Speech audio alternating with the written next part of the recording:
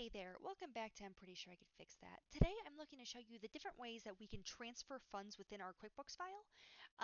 This is one of those things that I'm sure you already know how to do, one or two ways to it, but there's actually quite a few ways that you can move cash and cash equivalents within your QuickBooks file.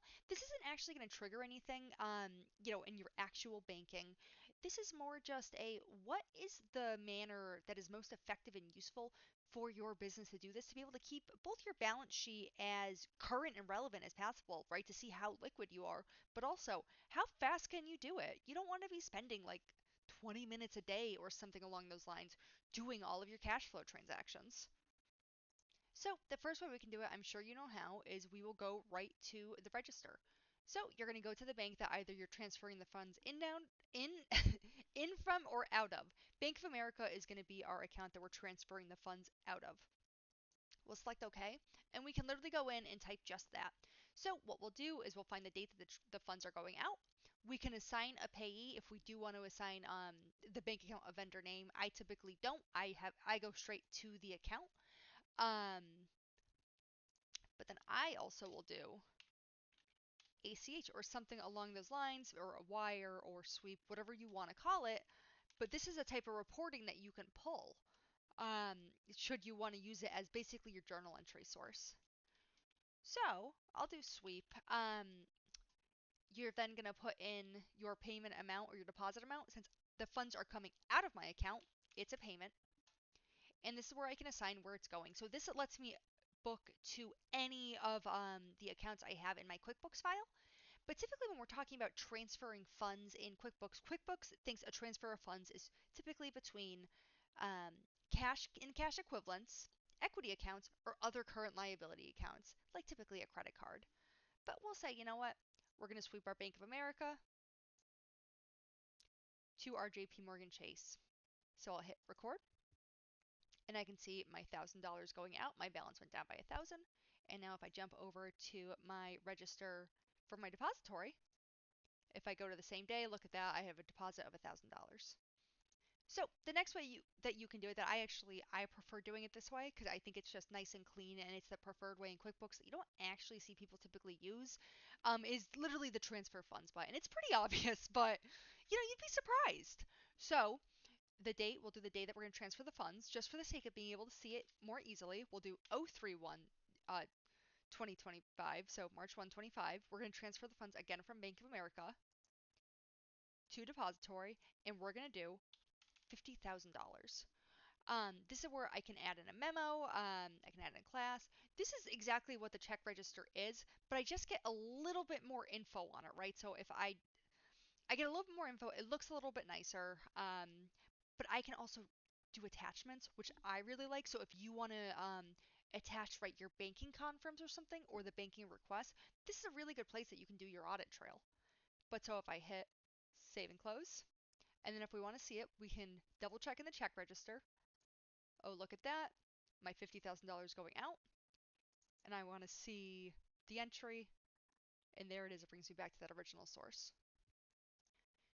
So the next way you can do it, that I'm not going to say I recommend doing it this way, but you do see people do it for the sake of being able to pull it in different types of reporting, is using bills to essentially move cash between funds.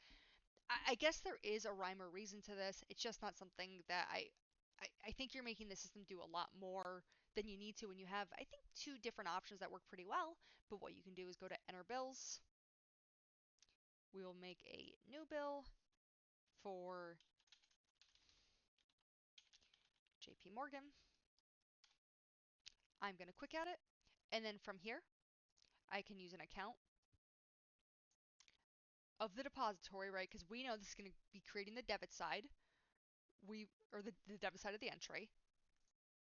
We'll make it for April 2nd. And then we'll do it for $90,000. I'm going to hit save. And now, or $900,000. But now when I go to pay the bill, what I can do is assign where I'm paying it from. So I'm going to pay it from Bank of America. I'm going to assign the check number. And then I'm going to use ACH. So I now have a payment stub that came with this one if I do want to keep it, or if there's any type of basically tracking that I'm looking for. There are some good things, some bad things with this, right? I mean, first let's go to the check register just so you can see. Oh, there, look at that. You saw it flow out, but now you lost the transparency of it went to Bank of America, right? You have to know that essentially the AP was paid out of Bank of America, but you're going to see the matching side of the payment if I go to the bank feed. Sorry. Let's jump to the depository. And there you go. There's the deposit.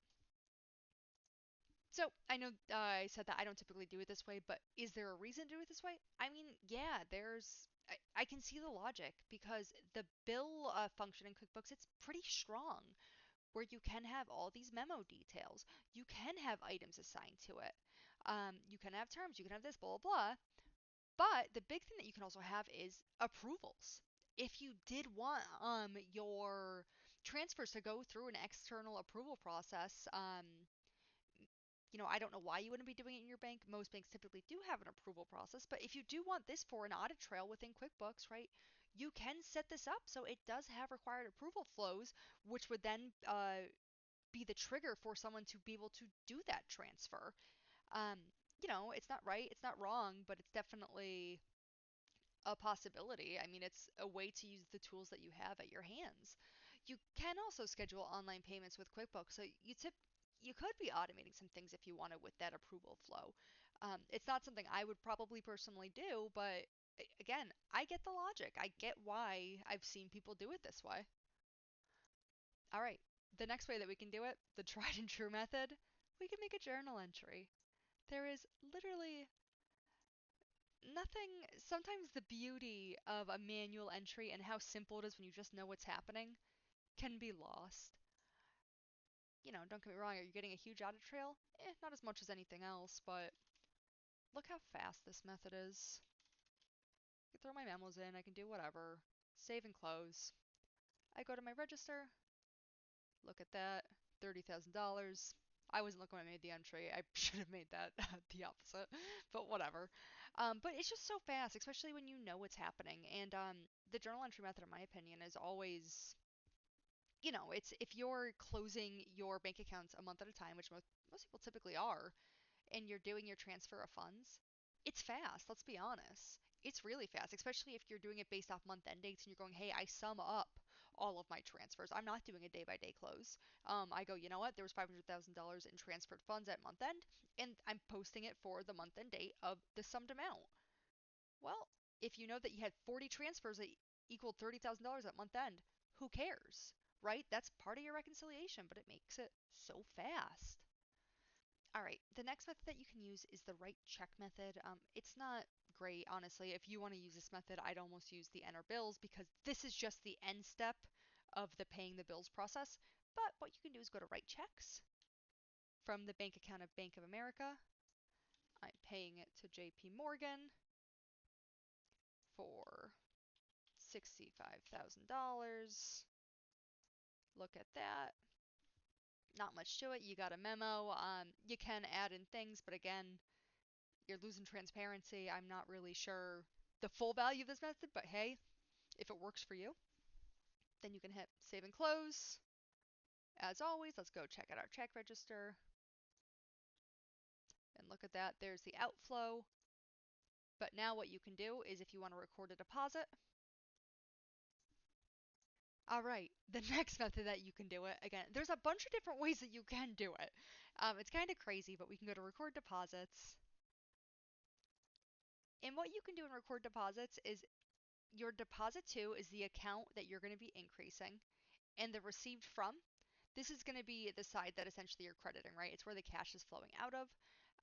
So for us, it's going to be from account Bank of America in the amount of $57,500, and it will be on 4225. If I hit save and close, and now I check out the check register,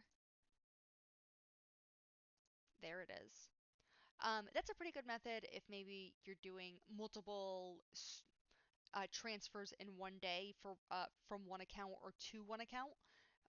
It's a good way just to keep everything in one spot, not having to click through this multiple times. Again, not wrong or right, just an option.